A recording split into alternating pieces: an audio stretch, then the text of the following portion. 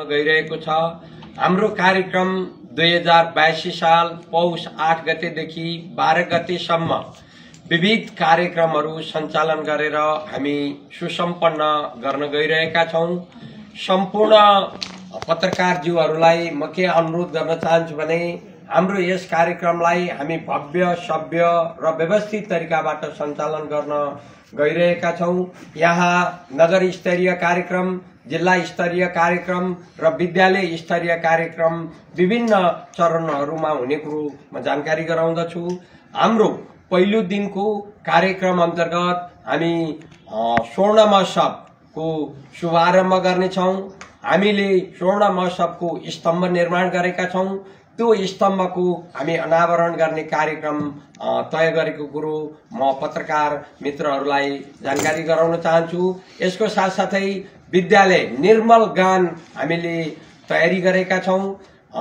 हरेक विद्यालयले आफ्नो माटो परिवेश सुहाउँदो चाहिँ गीत तयार गर्ने सन्दर्भमा निर्मल गान पनि त्यो दिन चाहिँ हामी प्रकाशित गर्ने कुरो म जानकारी गराउन चाहन्छु।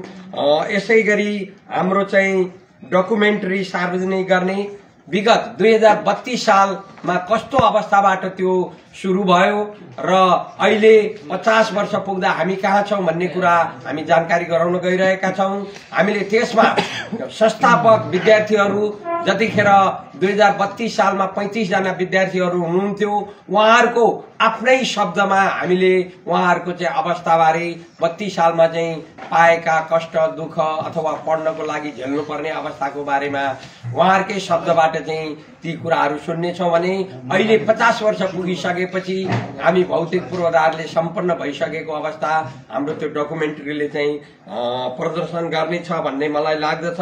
यसै गरी हामीले 9 गतेदेखि जिल्ला स्तरीय, पालिका स्तरीय भलिबल प्रतियोगिता राखेका छौं।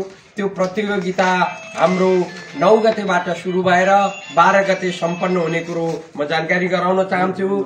यसै गरी 9 गते नै यो मकवानपुर जिल्लाको पहिलो कार्यक्रम हुन सक्छ।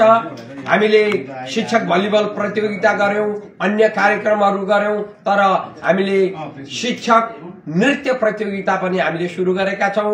हामी आशा गरौं हाम्रो शिक्षकहरूबाट सक्रिय सहभागिता भएर त्यो शिक्षक नृत्य कार्यक्रममा चाहिँ आफ्नो प्रतिभाहरू प्रस्फुटन गर्नुहुनेछ र आफ्ना बाबु नानीहरूलाई पनि त्यो क्रियाकलापमा संलग्न गर्न, अभिप्रेरित गर्न अझ सहयोग पुर्याउनु हुनेछ भन्ने मलाई लाग्दछ। यस्तै गरी लोकदोहोरी कार्यक्रमहरू हामीले सञ्चालन गर्नेछौं। यसै गरी 10 गते हाम्रो मकवानपुर जिल्लाको पश्चिम भेगलाई समेट्ने गरी व्यापक स्वास्थ्य शिविरको कार्यक्रम आयोजना गरेका छौं।